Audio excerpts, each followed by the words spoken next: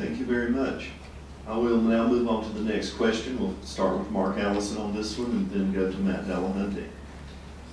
Helping developing nations is a key goal for many secular nonprofits and church groups alike.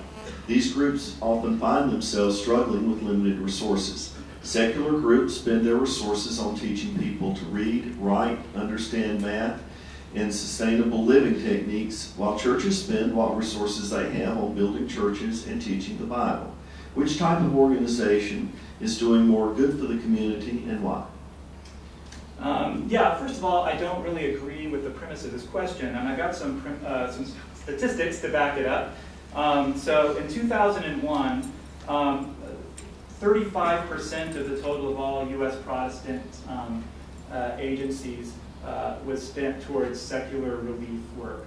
In 2005, that went up to 46% of all their money. And in 2008, it went down a little bit to 44%. So just want to point out that it's not like all the money is going to building churches.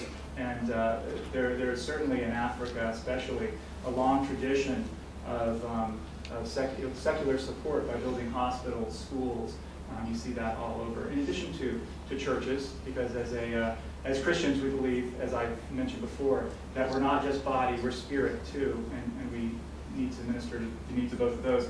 I was looking in the Times newspaper, the London Times, and found an article by one of their writers, Matthew Paris, and I want to just share a little bit of that. It's titled, "As an Atheist, I Truly Believe Africa Needs God." Just share a little bit of that with you. Before Christmas, I returned after 45 years to the country that as a boy I knew as Nyasa land. Today it's Malawi, and the Times Christmas appeal includes a small British charity working there. Pump Aid helps rural communities to install a simple pump, letting people keep their village wells sealed and clean, and I went to see this work. It inspired me, renewing my flagging faith in development charities, but traveling in Malawi refreshed another belief too, one that I've been trying to banish all my life, but an observation I've been unable to avoid since my African childhood. It confounds my ideological beliefs, stubbornly refuses to fit my worldview, and has embarrassed my growing belief that there's no God. Now a confirmed atheist, I become convinced of the enormous contribution that Christian evangelism makes in Africa, sharply distinct from the work of secular NGOs, government projects, and international aid efforts.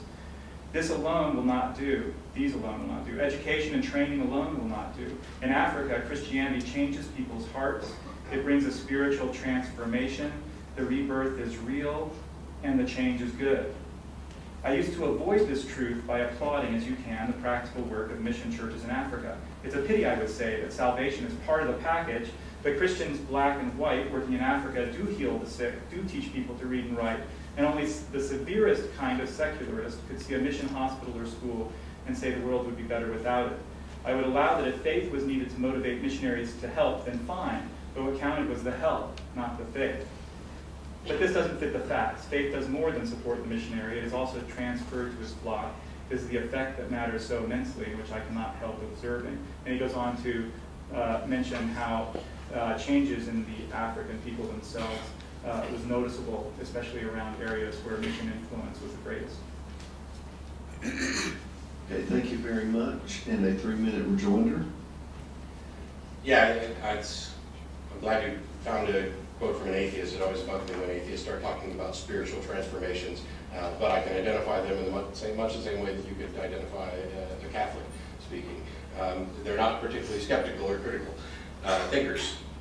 The claim that not all the money goes to churches, great. And Christians do great things, great works around the world. Lots of religions do. The question was, which was better? And if I have $100 to spend on aid, is it better that $100 goes to the people who need it, or that $90 go to the people who need it, and we put 10 towards the church because we believe that people are body and spirit? Well, it's great that you believe that body. Actually, I won't say it's great because I would prefer that people didn't believe that unless it can be demonstrated to be true. And truth is what I actually care about. Whether or not something's true is the only thing that I really care about when we're talking about intellectual matters like that. That doesn't mean that atheists are Vulcans or robots or don't have thoughts about a poetic human spirit or lifting us as groups and as individuals. But religious groups have had preferential treatment for a very long time, which makes them efficient charities to donate to, or easier to donate to those charities. And they have access to things that other groups don't necessarily have. But you do have secular charity organizations like SHARE and like Foundation Beyond Belief, and these people go out and do work without the baggage. It reminds me, downtown in Austin, on the 6th Street overpass, or just underneath it, every Sunday morning there's a church service that takes place there, and they hand out food to the homeless. And it always struck me as odd that you wanted to hold a sandwich hostage until you could preach to them. And I understand, don't get me wrong, I was a Christian for 25 years. I understand that from the Christian perspective, this is important, this is true. But to outsiders, it's not important and it's not true. And before we should actually allow people to impose that view on them, we should require that people demonstrate that their beliefs are actually true. You have to view it from the outside as we need to be convinced that what you're saying has any value or any meaning, because I'm just here to get a sandwich. And so there's an atheist group that goes down there, Atheists Helping the Homeless, that hands out food. The number one question we get asked, what church are you from? We're not from any church. We're just handing it out because you needed food. That's it. Okay, thank you very much.